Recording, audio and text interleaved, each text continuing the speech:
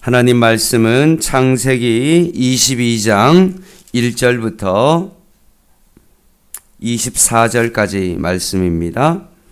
창세기 22장 한 절씩 교독하겠습니다. 창세기 22장입니다. 그 일 후에 하나님이 아브라함을 시험하시려고 그를 부르시되 아브라함아 하시니 그가 이르되 내가 여기 있나이다.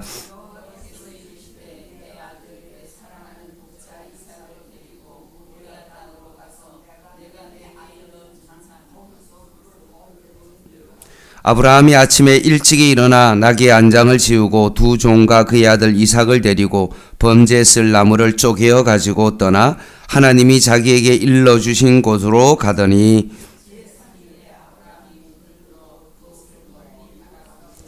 이에 아브라함이 종들에게 이르되 너희는 나귀와 함께 여기서 기다리라. 내가 아이와 함께 저기 가서 예배하고 우리가 너희에게로 돌아오리라 하고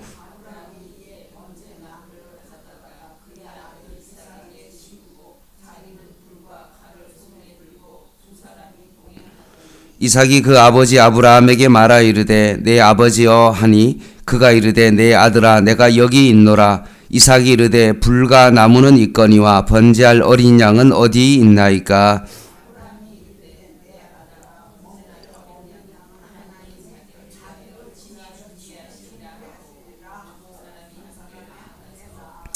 하나님이 그에게 일러주신 곳에 이른지라. 이에 아브라함이 그곳에 제단을 쌓고 나무를 버려놓고 그의 아들 이삭을 결박하여 제단 나무 위에 놓고 여호와의 사자가 하늘에서부터 그를 불러 이르시되 아브라함아 아브라함아 하시는지라. 아브라함이 이르되 내가 여기 있나이다 하매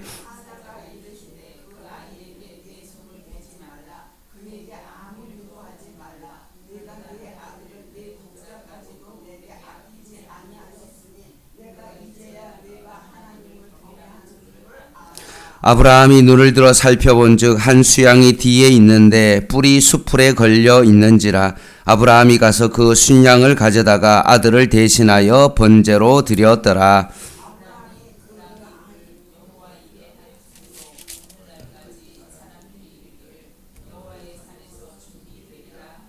여호와의 사자가 하늘에서부터 두 번째 아브라함을 불러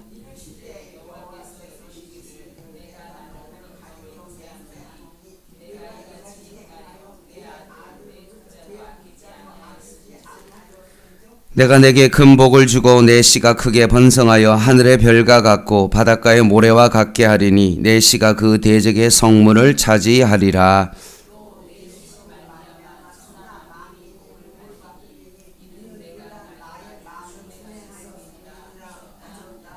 이 아브라함이 그의 종들에게로 돌아가서 함께 떠나 브엘세바에 이르러 거기 거주하였더라.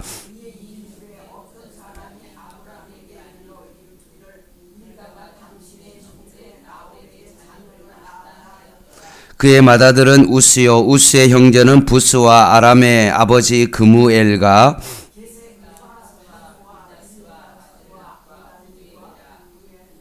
이 8사람은 아브라함의 형제 나홀의 아내 밀가의 소생이며 부두엘은 리브가를 낳았고 나홀의 첩 르마라 하는 자도 데바와 가함과 다스와 마아가를 낳았더라. 아멘.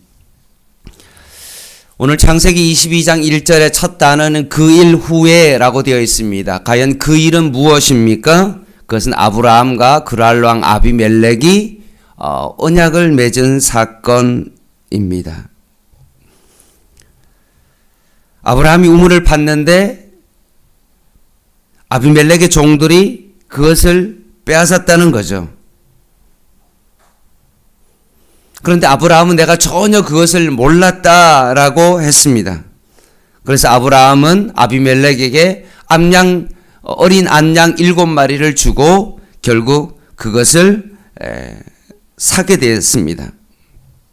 그래서 두 사람은 서로 맹세하였고 아브라함은 그 우물을 브엘세바 맹세의 우물이다라고 명명했습니다. 여기서 중요한 것은 무엇입니까? 그제서야 아브라함이 하나님을 영원하신 하나님이라고 고백하게 되었습니다. 그 말은 무엇입니까? 이제 아브라함이 하나님을 영원하신 하나님이라고 불렀다는 것은 무엇을 의미하죠? 이제부터 아브라함의 신앙은 무엇입니까? 영원하신 그 하나님을 목적 삼고 살아갈 수 있었고, 이제 영원한 하나님의 나라를 소망하며 살아갈 수 있게 되었다는 것입니다. 그리고 난 다음에 21장 34절 말씀에 보면 그가 블레셋 사람의 땅에서 여러 날을 지냈고, 그리고 22절에 그 일 후다라고 되어 있습니다. 꽤 많은 시간이 지났는데 21장과 22장의 그 간격은 어느 정도냐면 약 10년 정도의 간격이 있었다는 것입니다. 1절을 다시 한번 읽어볼게요.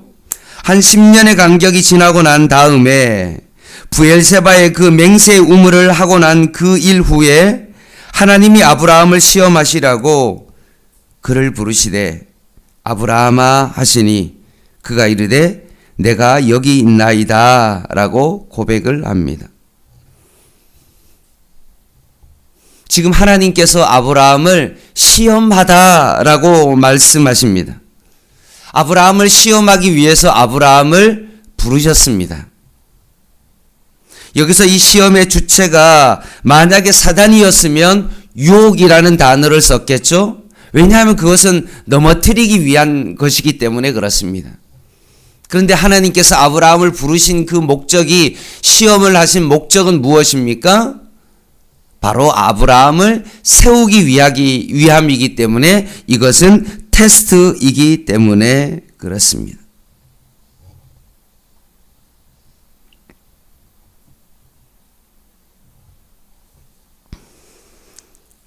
그리고 아브라함을 시험하시는 그 하나님 앞에 정간사가 붙어 있기 때문에 더 정확하게 해석하면 그 하나님이 아브라함을 시험하셨다라고 되어 있습니다. 이제까지 아브라함을 인도해 오신 그 하나님이 아브라함을 지금 테스트하고 있는 것입니다. 만약 나를 잘 아는 아버지나 친한 친구가 무엇인가 나를 어떤 목적지까지 인도해 간다면 어떻게 되어지죠? 그 사람을 신뢰하고 따라가는 겁니다. 아브라함의 마음이 아마 그런 마음이었을 것입니다.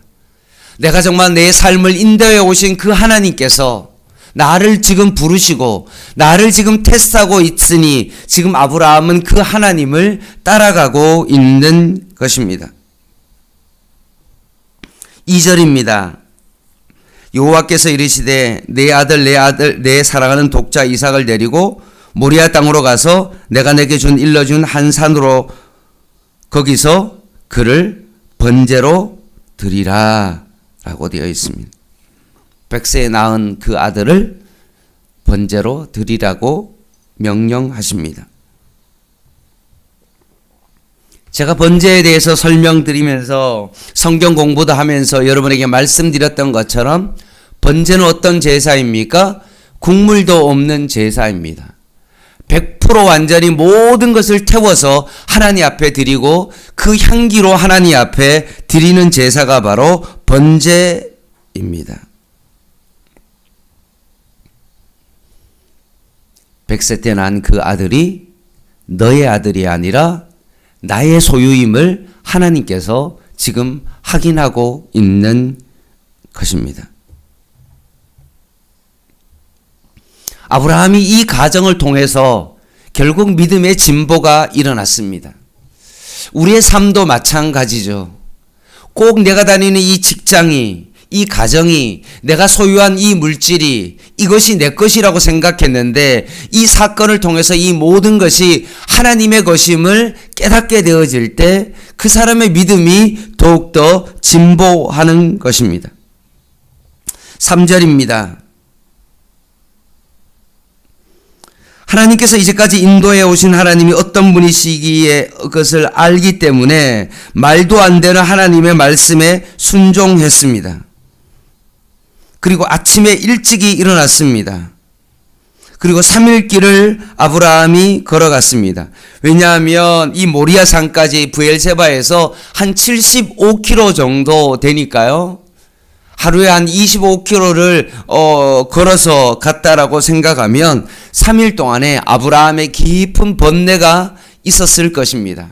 그런데 거기에 대한 어떤 내용은 말이 없고 그냥 단지 아브라함은 아침에 일찍 순종하고 있는 그 모습을 보게 되어집니다. 5절입니다. 마침 결단의 순간이 왔습니다. 이 아브라함이 종들에게 이르되 너희는 나귀와 함께 여기서 기다리라. 그리고 내가 아이와 함께 저기 가서 예배하고 우리가 너희에게 돌아오리라 라고 고백합니다. 왜 종들과 떨어지는 이유가 뭘까요? 하나님께서 시험을 하는 대상이 누구입니까? 아브라함이기 때문에 그렇습니다.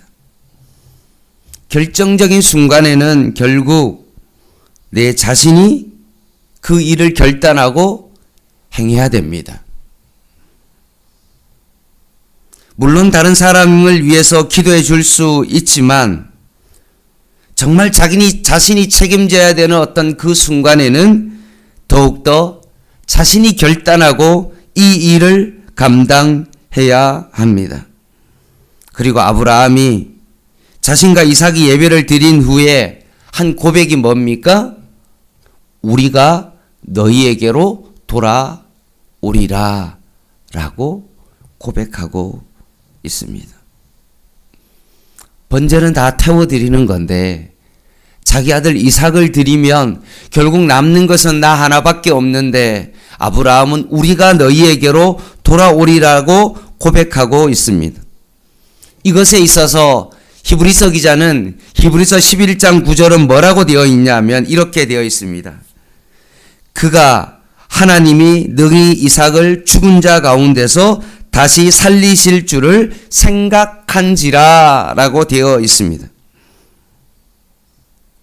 왜 이런 생각을 아브라함이 했을까요?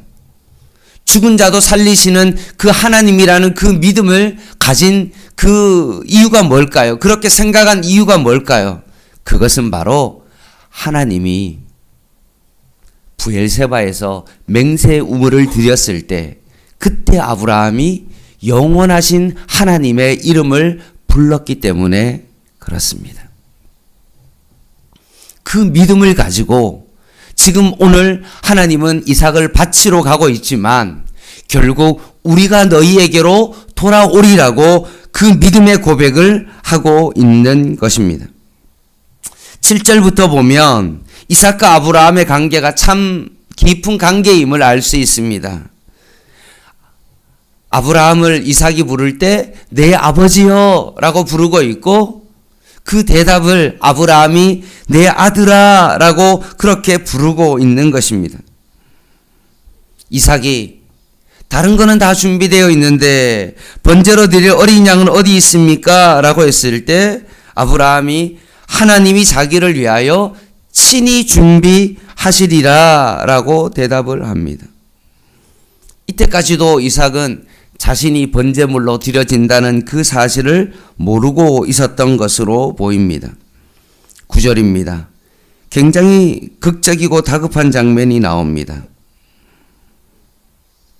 이삭이 번제에 사용할 나무를 졌다라고 했으면 적어도 한 15, 16세 정도 되었고 아브라함의 나이가 115세 정도 된 그런 나이라고 보면 됩니다.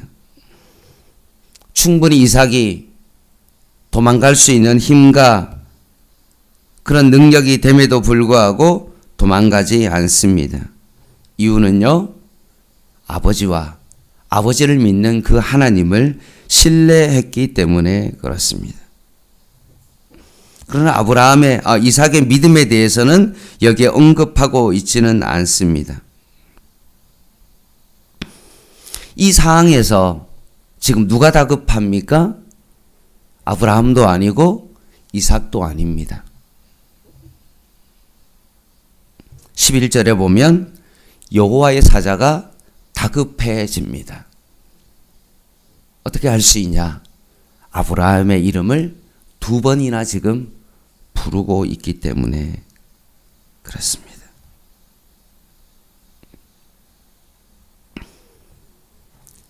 여기서 아브라함을 향한 하나님의 시험은 끝이 났습니다.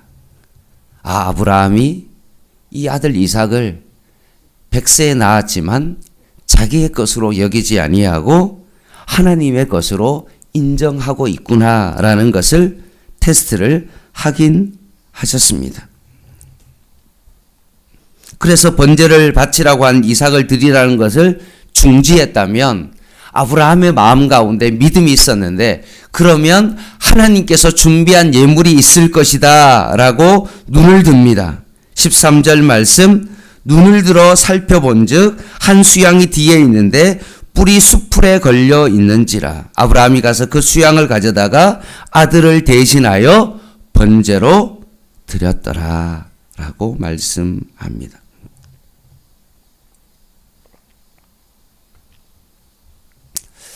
여러분 한번 생각해 보십시오. 아브라함이 번제를 드리려고 모리아 산을 향하여 아들 이삭과 함께 올라갑니다.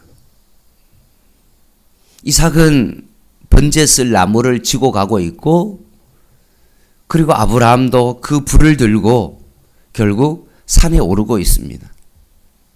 그런데 오늘 13절 말씀에 있는 것처럼 그 산이 평탄한 산이 아니었을 것입니다. 왜냐하면 수풀이 많았죠. 그렇기 때문에 거기에 지금 순양이 거기에 걸려 있는 겁니다. 그만큼 그 길이 어렵고 고난의 길이었다는 것을 알 수 있습니다. 참 재미있지 않습니까? 우리의 가는 길이 수풀이 너무나 많습니다. 그러면서 우리의 마음 가운데, 그리고 우리의 입술 고백 가운데 이런 고백이 있을 수 있습니다. 왜 내가 가는 이 길이 어려울까? 산을 올라가는 것도 인생이 너무나 힘든데 왜 내 인생 가운데 이런 수풀이 너무나 많을까라고 그렇게 말할 수 있을 것입니다. 그런데 이 수풀이 어떤 역할을 하고 있습니까? 오히려 하나님께서 예비한 그 순양이 걸려지는 수풀이 되었다는 것입니다. 과거에는 나를 힘들게 했던 그것이 오히려 하나님의 은혜의 통로가 되어서 오히려 하나님 앞에 번제를 드릴 그 어린 양이 그 수풀에 걸려 있기 때문에 그렇습니다.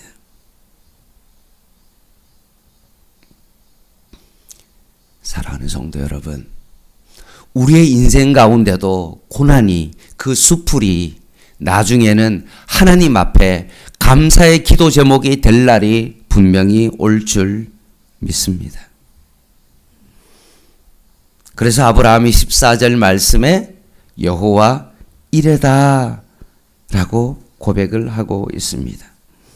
오늘까지 사람들이 이르기를 여호와의 산에서 준비되리라 라고 고백하고 있는 것입니다. 그리고 15절부터 쭉 말씀이 나오는데, 예전에 아브라함에게 확인하셨던 그 약속들을 다시 한번 재확인하고 있습니다. 그래서 16절에는 맹세하다라고 말씀하십니다. 맹세는 누가 합니까? 신하가 임금에게 하는 것이 맹세죠. 그런데 오늘 이 본문에 누가 맹세합니까? 하나님께서 아브라함을 자신의 앞에 두고 자신에게 맹세하고 있고 그 약속을 반드시 지킬 것이다 라고 말씀하십니다. 그리고 19절에 보면 아브라함이 그의 종들에게 돌아가서 함께 브엘세바에 이르러 거기 거주하였더라. 다시 사흘길을 걸려서 다시 브엘세바로 돌아오게 되었습니다. 마음이 어떠할까요? 가는 3일은 참 괴로운 3일이었을 것입니다. 엄청난 고민과 번민이 있었을 것입니다. 그런데 돌아오는 그 3일은 어떤 날이었을까요?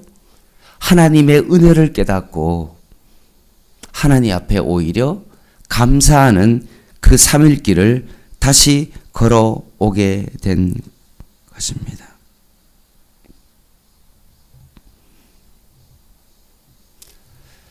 저는 아브라함이 이 3일 길을 돌아오면서 아브라함의 마음 가운데 깊은 믿음의 진보가 있었다라고 저는 생각합니다.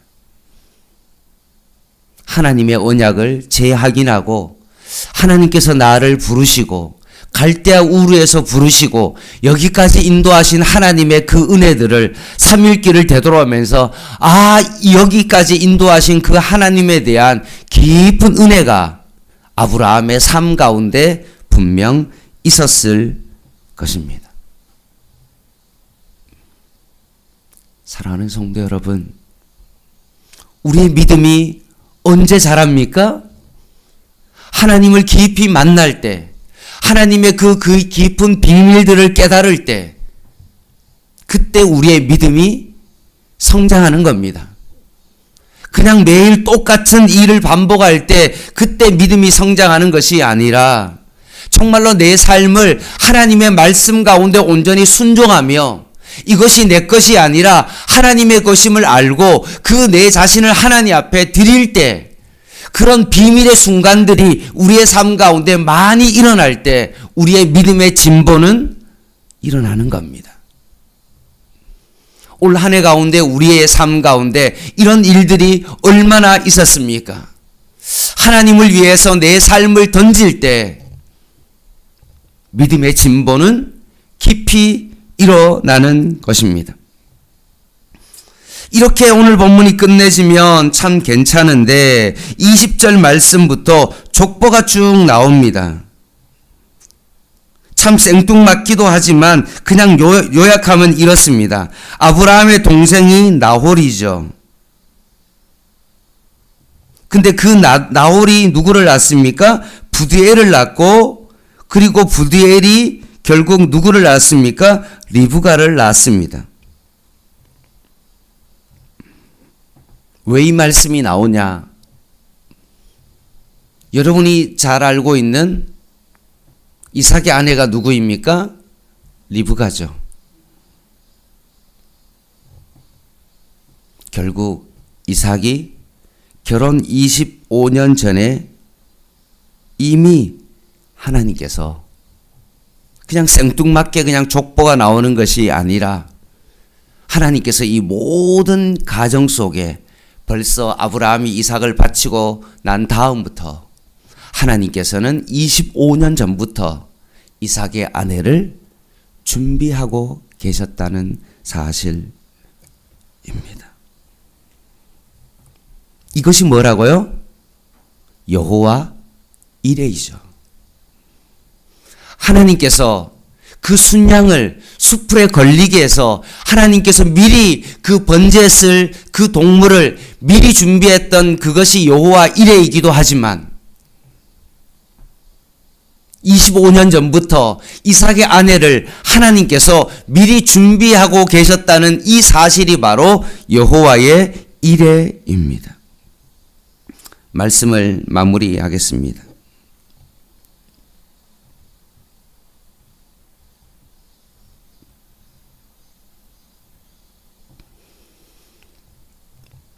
하나님은 아브라함을 너가 이제야 하나님을 경외하는 줄을 이제 알았다 라고 말씀하십니다.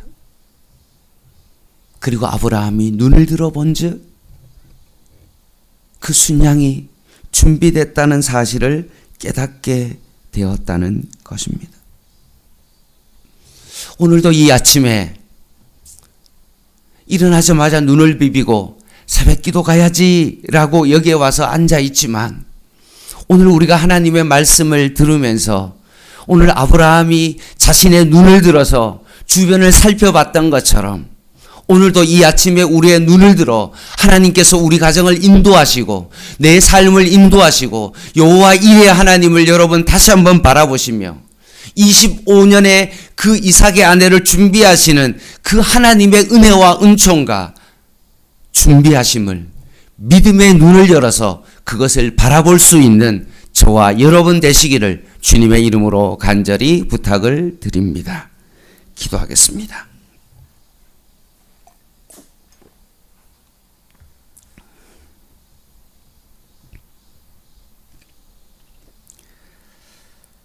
하나님 아버지, 75세의 하나님의 부름을 받고 갈대아 우르를 떠나고 그 약속의 땅을 향했던 그 아브라함이 이제는 영원하신 하나님을 만나고 그 아들 이삭을 하나님 앞에 바치는 일까지 순종했던 아브라함의 믿음의 진보가 있었던 것처럼 내가 처음 예수 믿고 여기까지 온 모든 가정 속에서 우리의 삶도 우리의 눈을 열어서 하나님의 역사하심을 보게 하여 주시고 우리도 믿음의 진보가 있는 그런 은혜가 오늘 이 아침에 있게 하여 주시옵소서. 눈을 들어 숲을 바라봤던 것처럼 여호와 이레 하나님을 오늘 다시 한번 바라볼 수 있는 귀한 은혜의 시간 되게 하여 주시옵소서. 예수님의 이름으로 간절히 기도드립니다. 아멘. 개인 기도 하시겠습니다.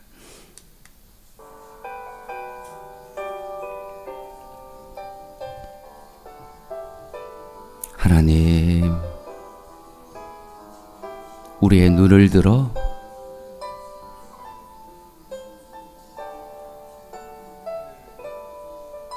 다시 하나님을 바라보게 하여 주시고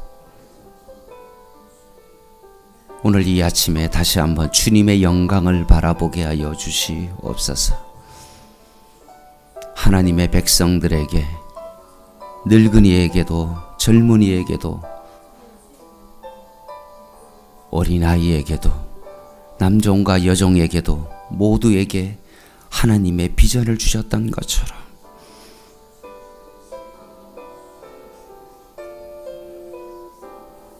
우리에게 고난의 요소였던 그 숲을 아브라함이 눈을 들어 그것을 바라봤던 것처럼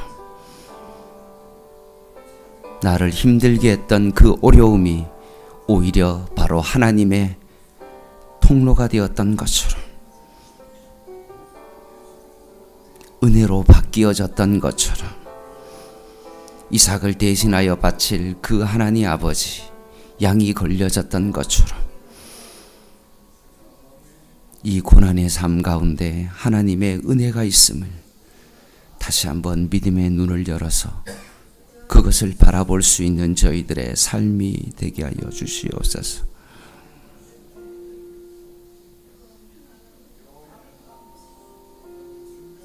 날마다 좌절할 수밖에 없고 날마다 안 되는 것들을 경험하며 고난 가운데 목회를 하고 있는 내 자신의 모습을 바라보며 주저앉을 수밖에 없는 많은 하나님 환경과 처지 속에서도 주님 앞에 믿음으로 순종하며 그 믿음의 길을 걸어가며 이 모든 것이 주님의 것임을 고백하며 믿음으로 고백하며 주님 앞에 나아갈 때 하나님 역사하여 주시옵소서.